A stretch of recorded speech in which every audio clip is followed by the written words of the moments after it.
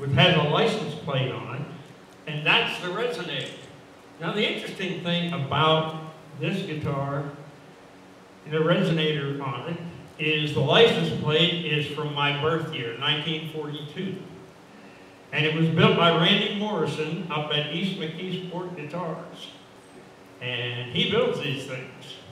And this was a surprise birthday present for me last year. I had no idea he was building this. And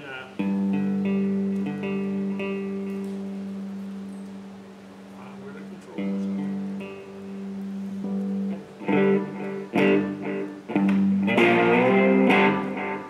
Anyway, he built this guitar, and I wrote a song on it.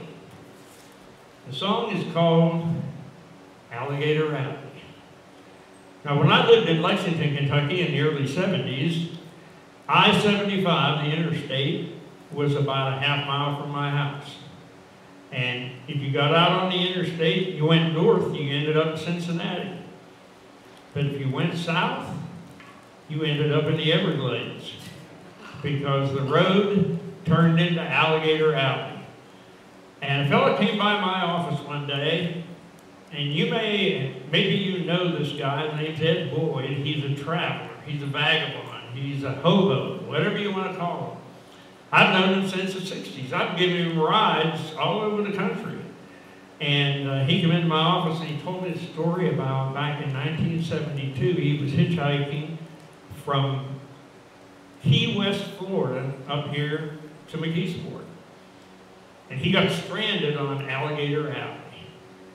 And he got a ride partway with the Seminole Indian. And they came to a side road, and the Indian pulled off the road and said, well, this is where you got to get out because you're not allowed on the reservation. And so he drove off to the reservation and left Ed standing there by the side of the road. And Ed said he had his thumb out and these cars were just whizzing by him. Nobody was slowing down. Nobody was offering him a ride. And he said he stood out there for about a half hour. He looked down the road and he saw some wild boar up on the road. Because the way the road was built, you had the road bed here, and then it just fell off to the sides, and down in here was swamps. And the sign, there was a sign there that said, danger, wild, dangerous animals. And he said those boar went back down into the woods. And he says, about 15 minutes later, a state trooper pulled by and said, what are you doing out here? He says, I'm trying to get a ride. Tell them the story, and he said, well, you're lucky to be alive because this is one of the most dangerous sections of the roadway in North America. He says, we come by here patrolling, and we see cars that are up on their jacks with flat tires, and we see no people.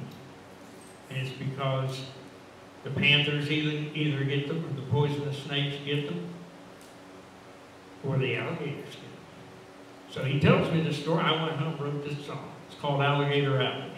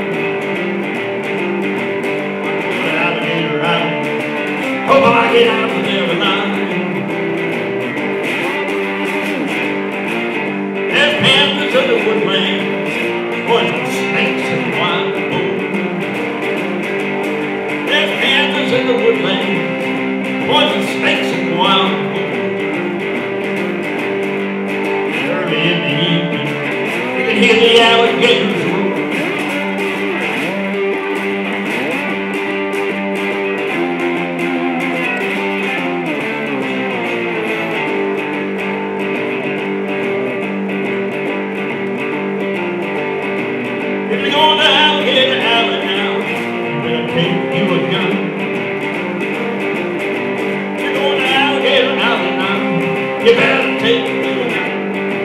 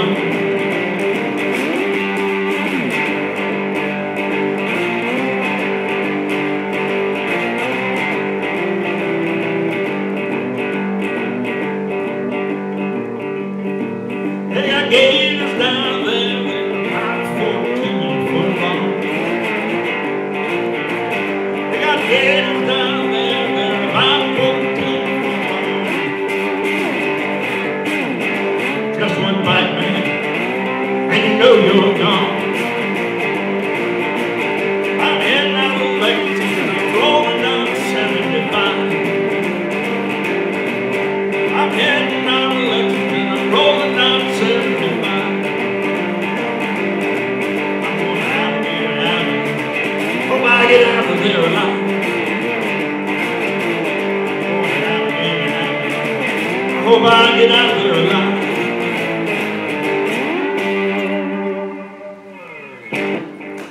That's the story of Alligator Alley. Now we talked about several different highways so far this evening. We talked about Route 23, the Hillbilly Highway. This particular next song isn't about a numbered route, but it's a very famous road in literature and in old movies.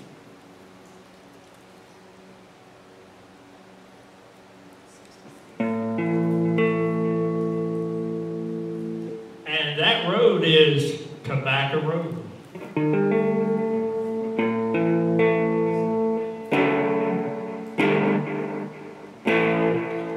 Tobacco Road was like the worst place you could live. I remember when I was a little kid, people would say, my dad especially would tell me, you better go out and clean up the yard because it's going to look like Tobacco Road around here. And you didn't want your house to look like Tobacco Road. But anyway, back in the 60s, a bunch of guys from England recorded this song. They were called the Nashville Teens, which was kind of funny because they were neither from Nashville nor were they teens. They were from London, England, and they were all in their 20s. But they wrote this song called Tobacco Road, and I found that people like to hear it. They remember those days, you know, when Beatlemania was going on and all that kind of stuff. So, this is Tobacco Road.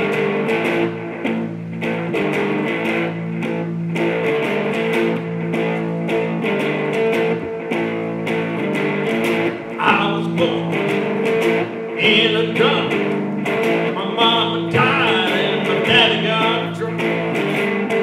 Left me here to die alone in the middle of Tobacco Road. And it's the only life I've ever known. I hate you 'cause you're filthy, but I love you 'cause you're home. I grew up in a rusty shack. All I owned was a hanging on my back. Only you know how I love that place called Tobacco Road. And it's home, the only life I ever known. I hate you 'cause you're filthy, but I love you 'cause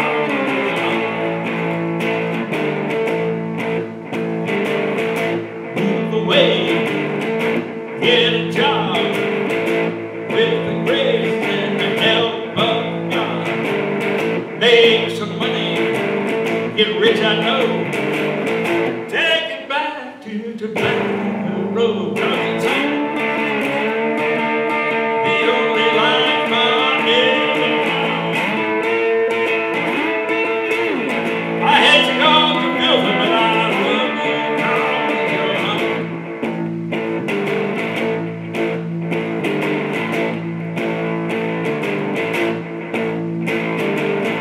Get some dynamite and a crane, tear it down, start all over again. Build a new town, proud to show, keep the name of Tobacco Road, 'cause it's home, the only life I ever known. I hate you 'cause you're filthy, but I love you 'cause you're home.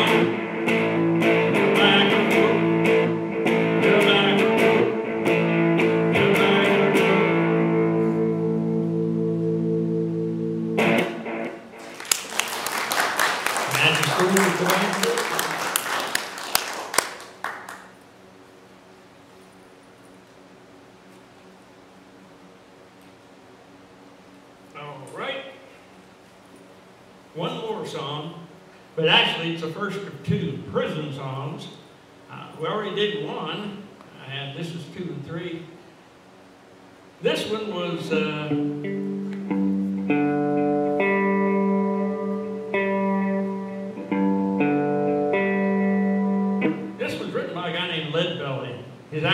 was Hoodie Ledbetter.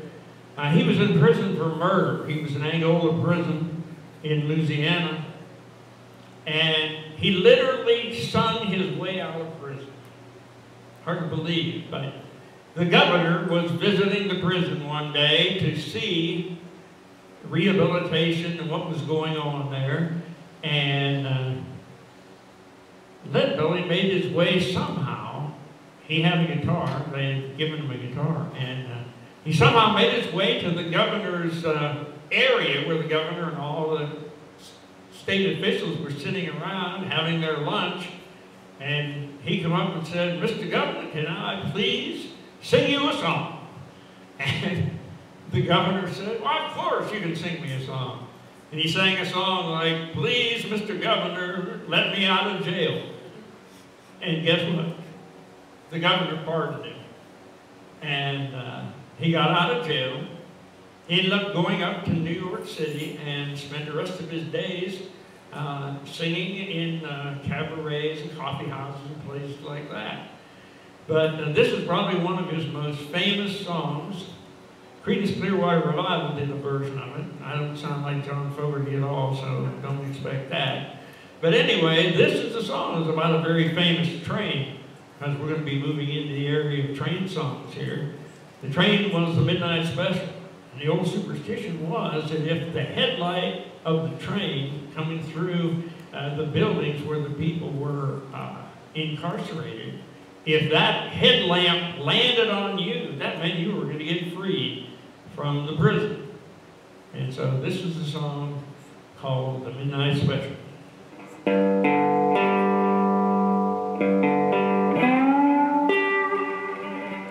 Well, you wake up in the morning, you hear the big bell ring, and they march you to the table. It's the same old thing. Ain't no food on the table. There's a knife and there's a pen. And if you start complaining, you'll be in trouble with the man. I left the midnight special shine a light on me. Let the midnight special shine a silver loving light on me. Now if you never go to Houston, well, you better walk right. You better not gamble, and you better not fight. Oh, the sheriff, he'll arrest you. His bad boys will take you down. The next thing you know, boys, you're penitentiary bound. I let the midnight special shine a light on me. Let the midnight special shine a silver loving light on me. I let the midnight special shine a light on me. Let the midnight special shine a silver loving light on me. Beyond the come Miss Rosie, I get by the ways of their apron and the fancy clothes. Piece of paper in the hand, don't you take it away. You're gonna see the governor get you free today. Let the midnight special shine a light on me. Let the midnight special shine a silver loving light on me. I let the midnight special shine a light on me. The midnight special shine a silver loving light.